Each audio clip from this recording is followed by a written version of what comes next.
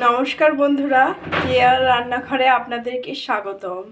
আমি আজকে রান্না করতে চলেছি আলু দিয়ে মাটনের পাতলা ঝোল। আপনারা প্রথম থেকে শেষ পর্যন্ত আমার ভিডিওটি দেখবেন। প্রথমে কড়াইতে পরিমাণ মতন সর্ষের তেল দিয়ে দেব। তেলটা গরম করে নেব ভালো করে। রিফাইন অয়েল অ্যাড করছি, 2 রকম তেল মিলিয়ে আজকে আমি রান্নাটা করব। তেলটা গরম হয়ে গেছে, তেলের মধ্যে 2টো তেজপাতা দিয়ে দিলাম আর কেটে রাখা 400 গ্রাম পেঁয়াজ দিয়ে দিচ্ছি। পেঁয়াজটা ভালো করে ভেজে নেব আর পেঁয়াজের মধ্যে অ্যাড করছি লবণ। পেঁয়াজের মধ্যে অ্যাড করছি 1 টেবিল চামচ লবণ দিয়ে দিলাম। পেঁয়াজটা ভালো করে ভেজে নেব। পেঁয়াজটা ভাজা হয়ে গেছে, এবার এর মধ্যে আমি অ্যাড করছি 2 টেবিল চামচ রসুন বাটা।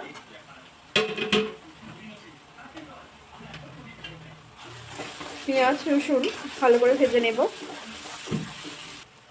এবার এর মধ্যে অ্যাড করছি 2 টেবিল চামচ আদা বাটা।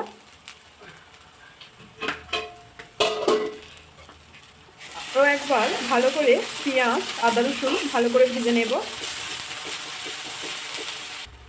পেঁয়াজ আদা রসুন ভালো করে ভাজা হয়ে গেছে, এবার এর মধ্যে আমি অ্যাড করছি টমেটো। 3টে গোটা টমেটো কেটে রেখেছিলাম, দিয়ে দিলাম। পেঁয়াজ টমেটো ভালো করে ভেজে নেব। টমেটো যতক্ষণ না কাঁচা গন্ধটা যাচ্ছে ততক্ষণ। পেঁয়াজ আদা রসুন টমেটো ভালো করে ভাজা হয়ে গেছে, এবার এর মধ্যে আমি অ্যাড করছি 15টা চেরা কাঁচা লঙ্কা আর এর মধ্যে অ্যাড করছি 25 গ্রাম ধনেপাতা কুচি।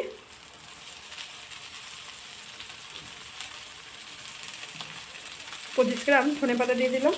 মশলাটা ভালো করে কষিয়ে নেব। পেঁয়াজ আদা রসুন টমেটো ভালো করে ভাজা হয়ে গেছে, এবার এর মধ্যে আমি অ্যাড করছি 2 টেবিল চামচ হলুদ গুঁড়ো, 2 টেবিল চামচ লঙ্কার গুঁড়ো। মশলাটা ভালো করে কষিয়ে নেব।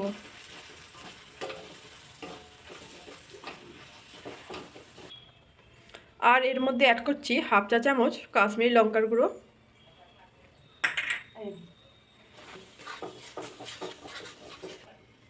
মশলা থেকে তেল ছাড়তে শুরু করেছে, এবার এর মধ্যে আমি অ্যাড করছি 1 কেজি 250 গ্রাম মাটনটা দিয়ে দিলাম। এবার মাটনটা ভালো করে কষিয়ে নেব।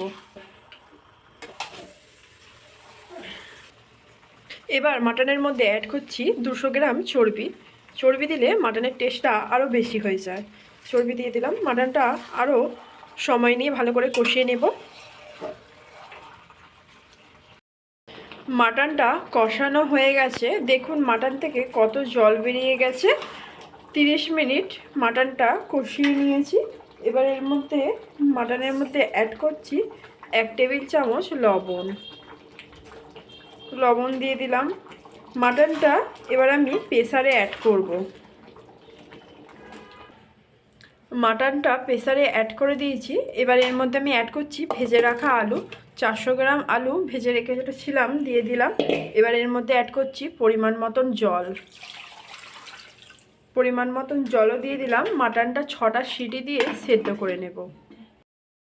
6টা সিটি দিয়ে মাটনটা ভালো করে সেদ্ধ হয়ে গেছে, এবার আমি নামিয়ে নেব। আলু দিয়ে মাটনের পাতলা ঝোল রেডি। আমার রেসিপিটি কেমন হয়েছে আপনারা কমেন্ট করতে ভুলবেন না। নমস্কার।